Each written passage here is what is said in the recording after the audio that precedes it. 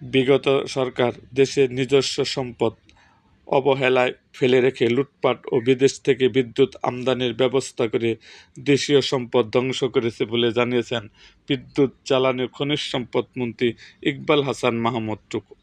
মঙ্গলবার 12 মে দুপুরে দিনাজপুরের বড়পুকুরিয়া কয়লা খনি পরিদর্শন এবং কর্মকর্তাদের সঙ্গে মতবিনিময় শেষে সাংবাদিকদের তিনি এসব কথা বলেন।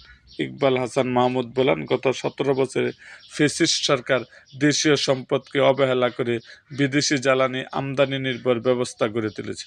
এতে বড়পুকুরিয়া তাপবিদ্যুৎ কেন্দ্র, বড়পুকুরিয়া কয়লা খনি এবং মধ্যপাড়া পাথর খনি জনকল্যাণের যথাযথ গুরুত্ব পায়নি বলেও মন্তব্য করেন তিনি। মন্ত্রী বলেন, জ্বালানি খাত একটি অত্যন্ত গুরুত্বপূর্ণ খাত হলেও বিগত সরকার এই খাতকে ধ্বংস করেছে। তিনি আরও বলেন, প্রধানমন্ত্রী তারেক রহমান এর নির্দেশনায় দেশীয় সম্পদ কাজে লাগিয়ে জনগণের কল্যাণে কাজ করতে বর্তমান সরকার বদ্ধপরিকর। বিদ্যুৎ মন্ত্রী বলেন, আমরা চাই দেশের সম্পদ দেশের মানুষের উপকারে আসুক, দেশ এগিয়ে যাক। বিএনপি জনগণের সরকার হিসেবে দেশীয় সম্পদ আহরণ করে উন্নয়ন কাজে লাগাতে চান।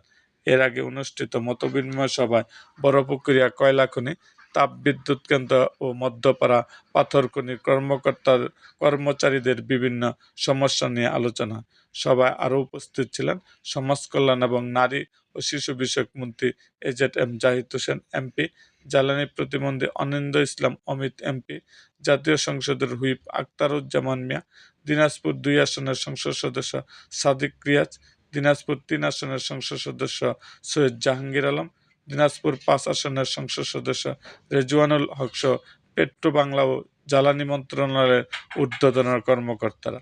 সভা শেষে মন্ত্রী ও অতিথিবৃন্দ বড়পুকুরিয়া কয়লা খনি, বড়পুকুরিয়া তাপবিদ্যুৎ কেন্দ্র এবং মধ্যপাড়া পাথর খনি পরিদর্শন করেন। এরকম আরও ভিডিও পেতে আমাদের মুক্তাগাছার ইতিহাস মিডিয়া ইউটিউব চ্যানেলটিকে সাবস্ক্রাইব করুন এবং পাশে থাকা বেল আইকনটি বাজিয়ে দিন।